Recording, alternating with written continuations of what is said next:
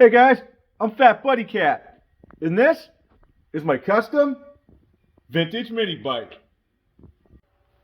Well guys, I'm super excited because today we're going to add one more first to the list for this little 196.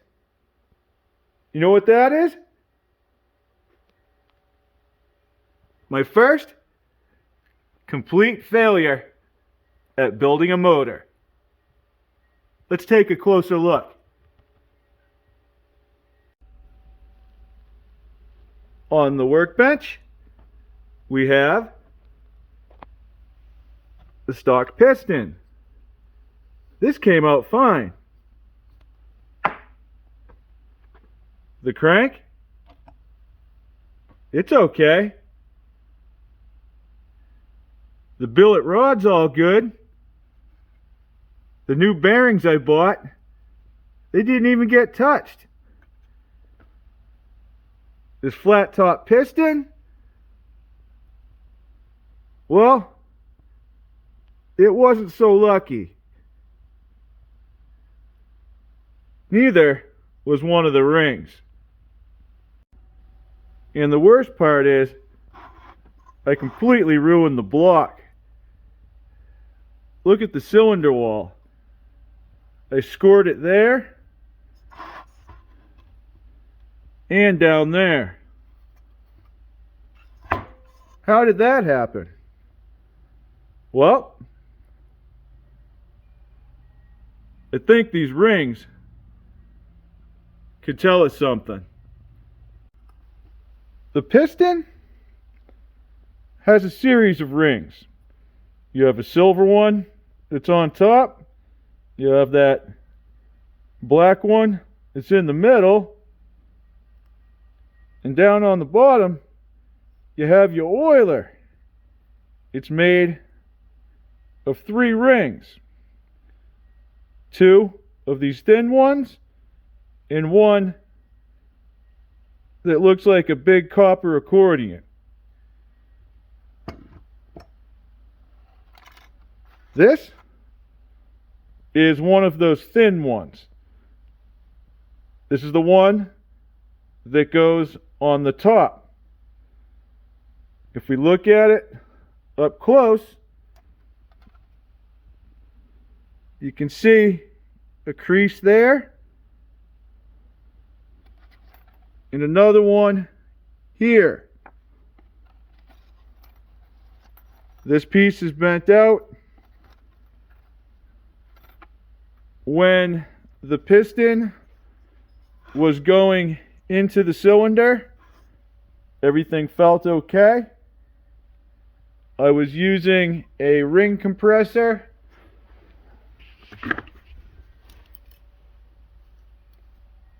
Everything felt okay. And then I gave it a tap with the end of my mallet just to start sending the piston down into the cylinder. Well, as you can see, it didn't get very far. Right around here, this ring became bound between the piston and the cylinder. That jammed the piston in place. Now, here's an even bigger issue. When the piston's jammed in place like that, it's really difficult if you can't just push it out from this side. You don't want to take mallets and things to your rod. So it wasn't going to come out this way. The only way I could retrieve my rod was to send the piston back down the cylinder. Well, those two spots are where that ring was bound in between, and they scored the wall the entire way down. Can this be fixed? Possibly. Are we going to use it? No. I'm going to finish harvesting this coil off of this block, and I'll explain why. It's pretty simple, really. When it comes to building my motors, I have some friends that I call. And those friends, well, they understand me and what I'm trying to do, which helps me to realize that our failures, are only failures if we don't learn from them and we're afraid to try again. Thanks to Grey Goat and OMBwarehouse.com, the new parts are already on the way, so I can continue my build. This block was donated to the Save a 196 Foundation by a Trailmaster Storm 200. This motor was basically the identical build to the High Sun that I completely ruined, but not exactly. Maybe if we can save it. Moving forward with this block, I'm just going to use all of the internals from the High Sun, including the slightly shorter crankshaft. The nice thing about using the High Sun crank is that I already have a rod with a brand new bearing that was oil clearanced for this crank. So it matches the journal perfectly. At this point, I can go ahead and install my new flat top piston and rings on the wrist pin. Since I had to use my mallet to ramrod the other piston through the High Sun cylinder, I'm going to consider the wrist pin compromised. This is the rod with the stock piston and wrist pin that came from the Jiangdong JF200 motor. It's the same as the rod that I'm putting on this crank. Therefore, I'm going to go ahead and use that wrist pin. I'm going to be lubing up my wrist pin, installing the piston on the rod. I'll lube up my piston a little bit, my cylinder, and hopefully I'll get the piston in there.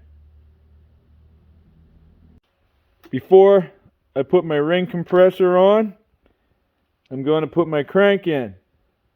That way, when I lower the rod down, it doesn't get jammed up. So, I've already given this a once over, removed the governor sprocket. I'll just lube up my journal and anything that is going to be touching a metal surface or bearing. Well, I really wanted to show you that, but I got this on my piston so tight and just barely got the edge in the top of my cylinder, and I took my two thumbs and pushed down just to get everything in line, and the piston went right in.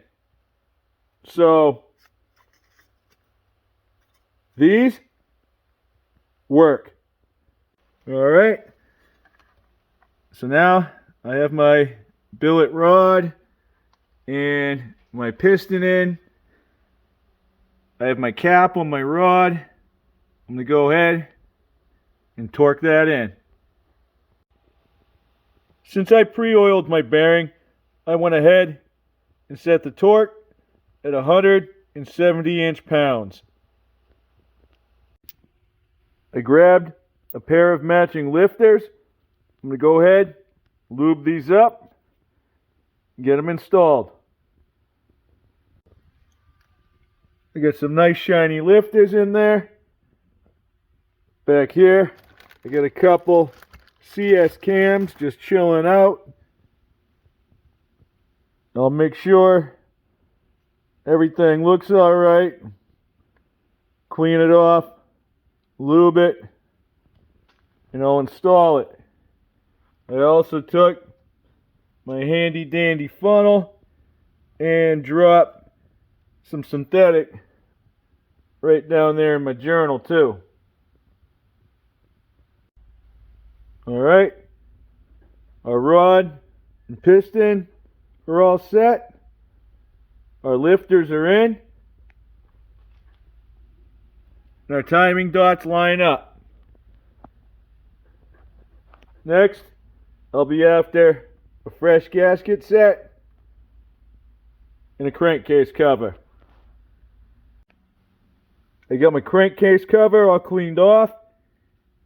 I'm gonna lube my bearing. I got a fresh gasket on there. I'll take my funnel and dribble oil over every surface that I can. Put my crankcase cover on.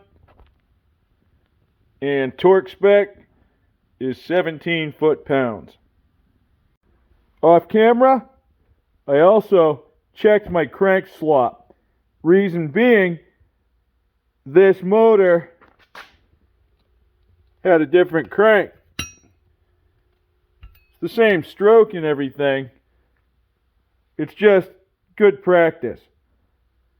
I know that the stock ones on these Jangdongs can run a little bit loose. Doesn't hurt to add a shim.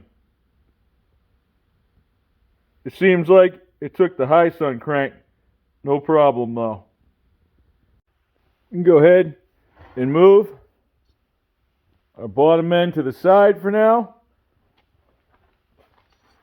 I still have to put the flywheel on. And I'm going to be making a change to my coil wire. But before we get to that stuff,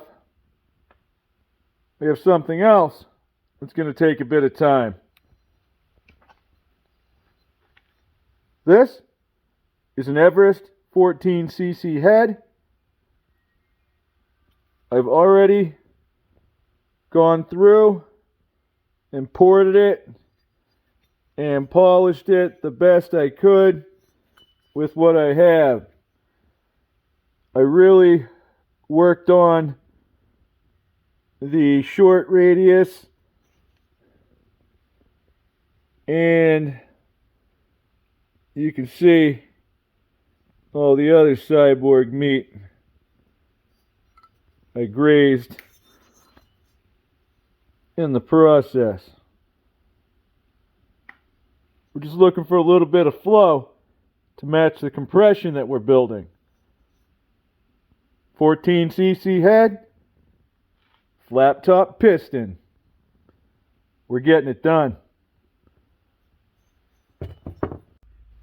Since I'm doing such a fine job at building all of this new compression, flow, and RPM,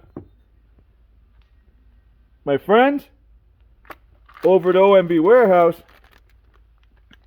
sent me a stainless steel valve kit.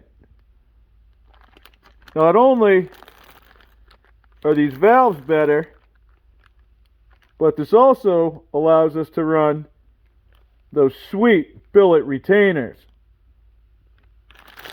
Keep those valves right where they need to be. Since I'm running the CS cam, I prefer 22s. I'll put these 26s on the side for now. Alright, I have my intake and exhaust valve in the proper places. I'm now going to locate my grinding compound and lap these in. I got my valves lapped in nicely. Next thing I got to do is install them, put the retainers and the keeps on, obviously the springs, and I'll do a water test. Okay, I have my retainers and my keeps on. Those 22s aren't going anywhere.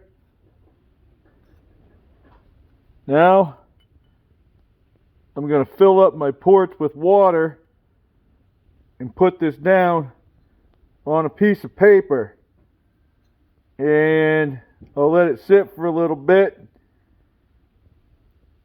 That'll tell me if anything is leaking past my valves.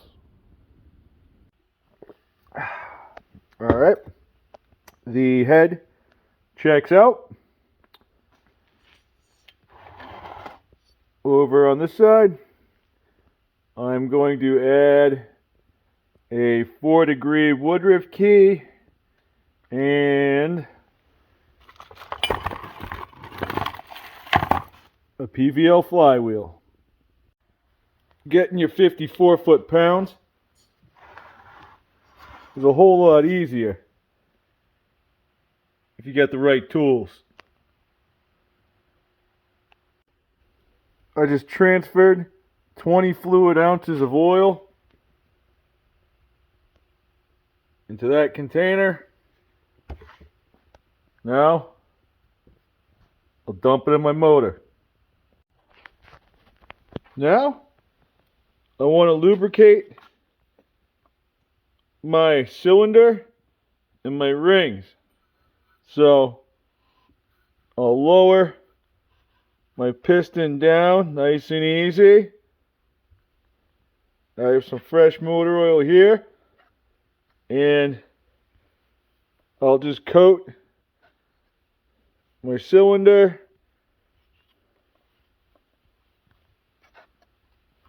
really well. Top of my piston. Alright, I'm going to bring that oil up. I'm going to wipe that off.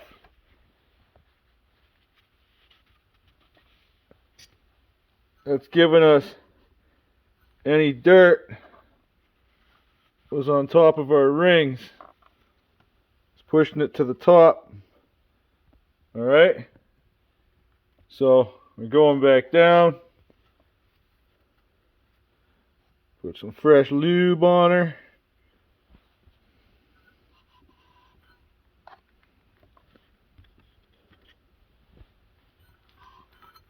Work it.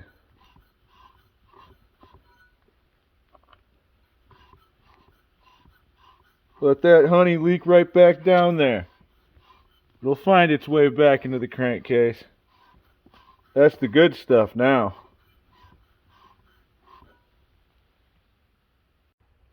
fresh head gasket. Just a dab of the red stuff on the last few threads.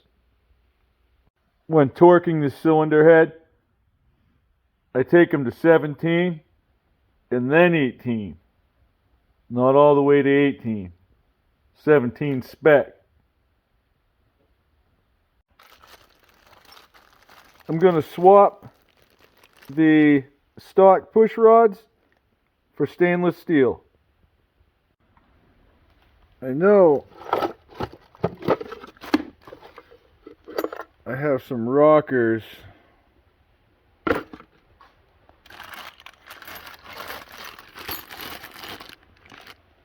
I'll choose the best looking pair and roll with it.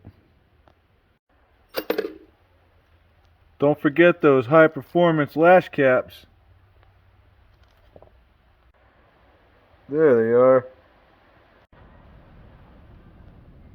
I run a nice tight lash. 0.002.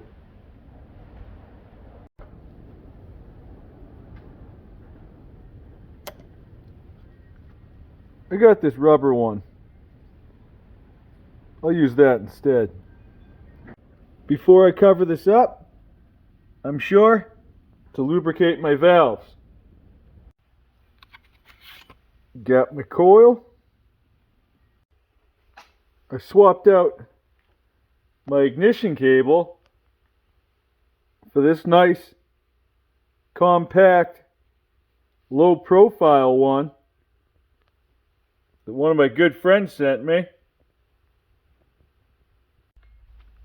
Fan shroud on. Starting to look like something. I just grabbed a random starter off a Predator 212 without the plug in. I'm going to give this thing probably about 40 pulls. Throw the oil around on the inside. Okay. Everything felt really smooth and actually smoothed out even more after about 10 pulls. So everything's good and lubricated on the inside. I know everything's moving around.